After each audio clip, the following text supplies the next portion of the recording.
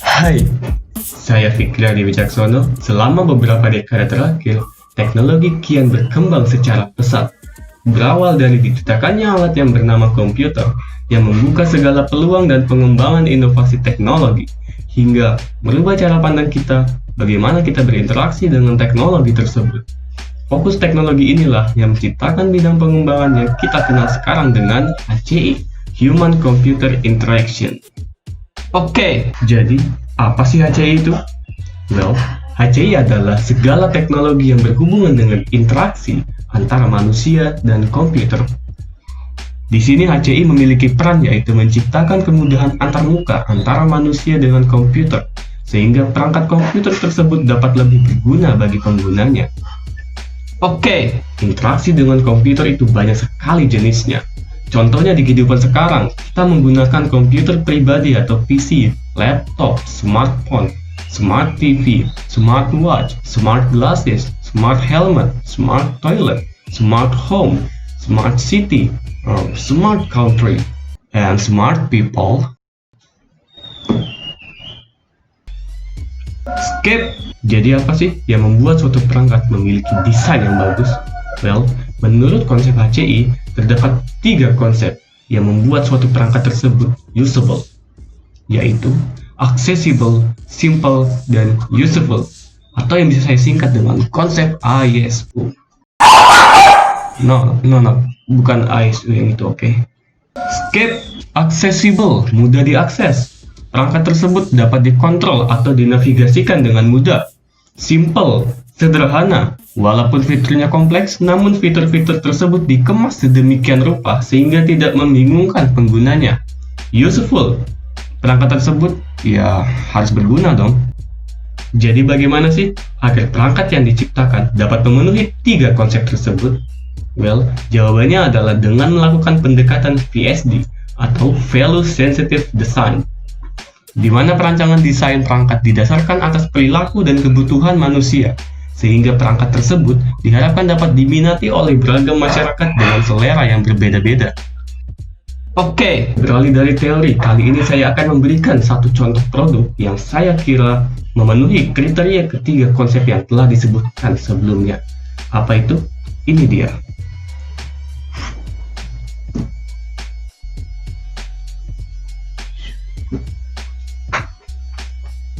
Tada! Ya, ini dia. Mungkin kalian sudah pernah melihat benda ini sebelumnya ya. Jadi ini adalah Smart Vacuum Cleaner.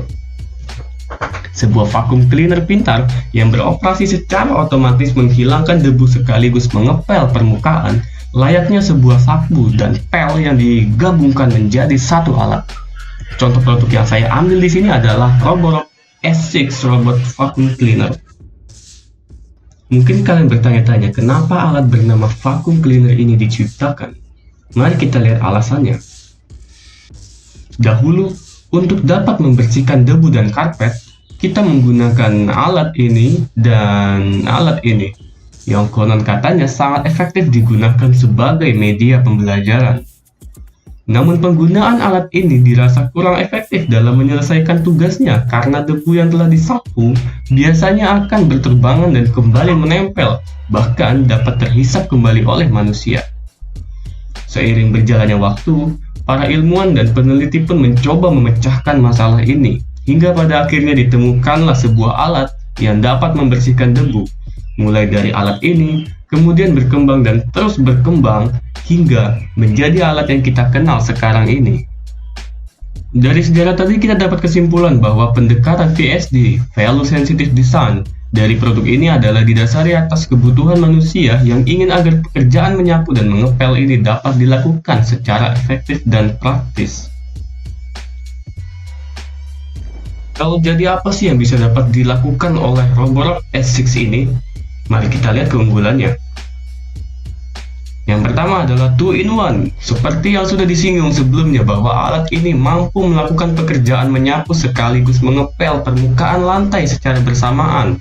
Jadi, alat ini cocok banget buat kamu yang nggak kepingin repot-repot keliling-keliling setiap ruangan buat nyapu, kemudian balik lagi ke belakang dan ngepel dari ruangan belakang hingga ruangan terdepan. Prinsip usefulness. Kedua, simple dan praktis. Kamu tidak perlu repot-repot mengatur alat ini bekerja karena semua dilakukan secara otomatis. Kamu hanya perlu menghidupkan tombol power dan alat ini akan bekerja melayanimu setiap saat.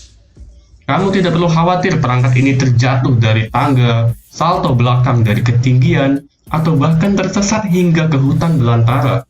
Karena perangkat ini dilengkapi dengan sensor canggih 360 derajat, di mana sensor ini dapat mendeteksi kondisi di sekitarnya secara baik. Sangat sederhana. Ketiga, kamu adalah bosnya. Ingin kendali lebih terhadap alat sok pintar ini? Well, kamu bisa mengatur perangkat ini seperti memberinya jadwal, kapan harus bersih-bersih, ruangan mana yang harus dibersihkan terlebih dahulu, atau memberi arahan untuk bersih-bersih hanya di area spesifik atau area tertentu saja. Karena perangkat ini dilengkapi dengan apps yang bertindak layaknya remote control. Kamu dapat menginstal apps ini pada ponsel pintarmu.